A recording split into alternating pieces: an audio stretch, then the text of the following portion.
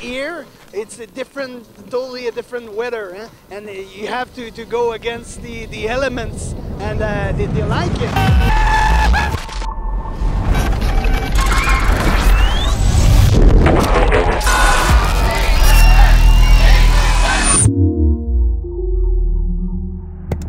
C'est le besoin d'être quelqu'un avec les autres. T'as besoin de ça pour canaliser, pour faire sortir le méchant. C'est chargé d'émotions, tout le monde est fébrile. C'est un moment extraordinaire. And then suddenly there's this like blast of music. Tu te rends pas compte que la musique est là, mais la musique t'emporte. T'es en connexion avec des gens que tu connais pas nécessairement.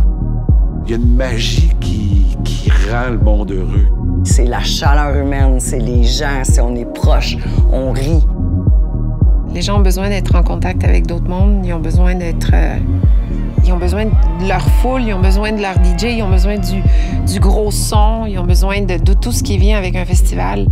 On a un grand plaisir à se rassembler, puis on sait l'apprécier.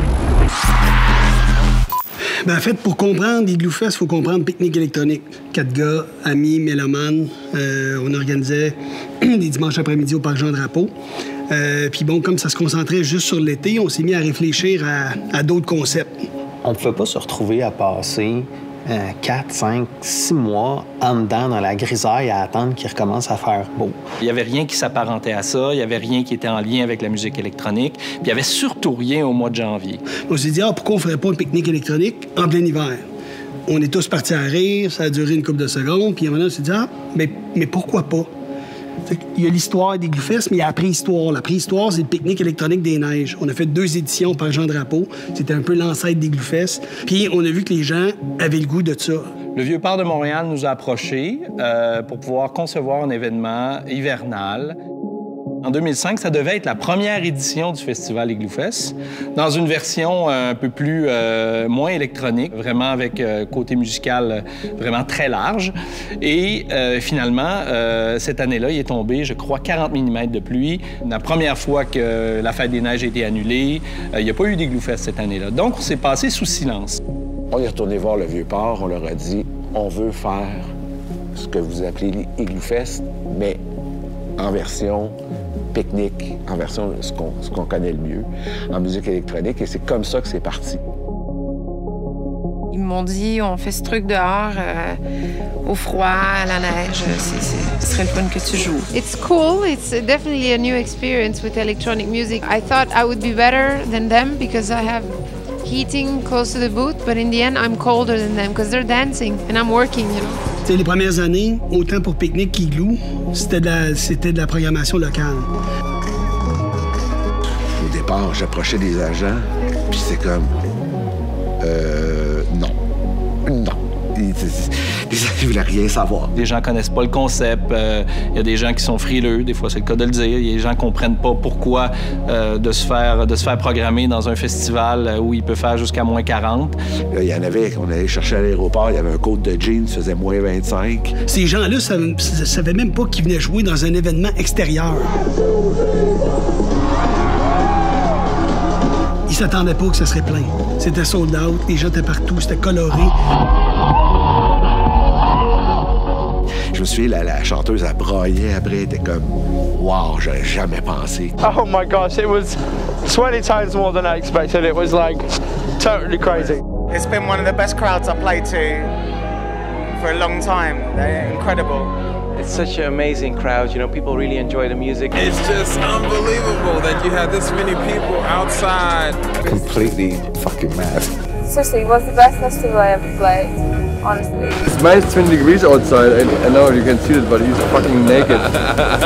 Canadian. Je pense que c'est à cause de ce rayonnement à l'international-là qu'on a commencé à faire, ben mon Dieu, peut-être qu'on est le festival le plus froid au monde.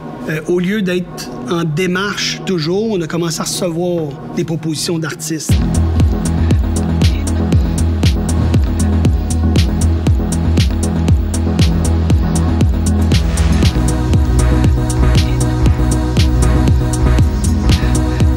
D'année en année, le projet a tellement pris d'ampleur. À chaque année, c'était comme...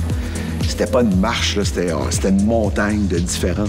Autant les gens venaient pour le concept juste d'être dehors, peu importe la musique, de plus en plus, ça s'est centré sur les artistes. Et donc, ça nous prend de plus en plus de têtes d'affiche. On essaie quand même de ratisser large en musique électronique, donc dans peu importe les styles.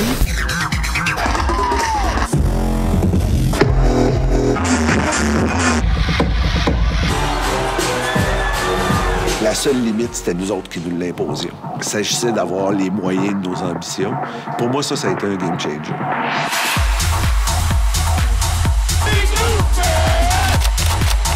On est parti avec un tout petit territoire, puis on a fini par occuper le quai Jacques-Cartier au complet.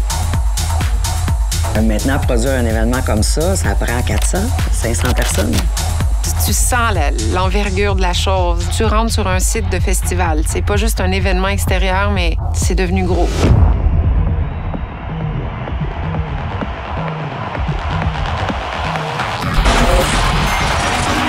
J'ouvrais pour Rufus du Sol. C'était le gros délire. Tu vois des personnes qui sont presque nues en plein hiver, qui fait du saut, du body surfing. Le monde est là à danser, il fait moins 20, moins 30, puis on s'en fout, puis on est communicatif, puis on est festif. Puis je me souviens d'être venu quasiment les larmes aux yeux à voir là, comme le monde, puis de faire comme sacrément. On est parti de rien, puis là, c'est rendu là. Il me semble que c'est encore un peu plus gros, puis wow, OK, on a fait ça.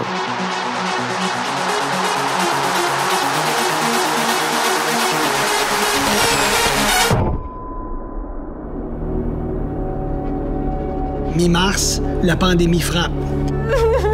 Jamais on n'a pensé que Igloo Fest 2021 serait menacé par la pandémie. Toute l'industrie, en fait, beaucoup au niveau de la culture, mais les artistes et tous les artisans, en fait. C'est un feeling de vide. On est tellement habitués à l'adrénaline. Tu sais, la culture club, la culture nightlife, les moments dance floor, c'est pas juste pour aller saouler la fin de semaine. Il y a une vraie beauté dans la chose, comme je disais, une connexion avec d'autres êtres humains. C'est sûr que je m'ennuie beaucoup de la foule parce que j'ai fait plusieurs sets virtuels. À un moment donné, ça va, là, mais je m'ennuie de la foule. Le fait qu'il n'y ait pas d'événementiel, ben il y a vraiment une grosse part du pourquoi de mon métier qui est plus là, tu sais. Une pause, c'est pas des vacances. On est en train quand même de revoir des procédures, de voir comment on peut être encore meilleur, en fait. Mais c'est long. C'est très long. Donc, Igloo Fest 2.021, 4 week-ends, 4 propositions. On va vous proposer des lieux différents à Montréal. Un petit marathon de musique aussi qui va venir un peu clore le festival de cette année. C'est pas notre vrai 15e parce qu'on va se donner la chance de pouvoir le célébrer. J'ai tellement hâte à l'édition 2022, les gens vont être fous furieux. Fait qu'on se souhaite, en fait, de se retrouver rapidement pour une 15e édition. Ouais, haute en couleurs.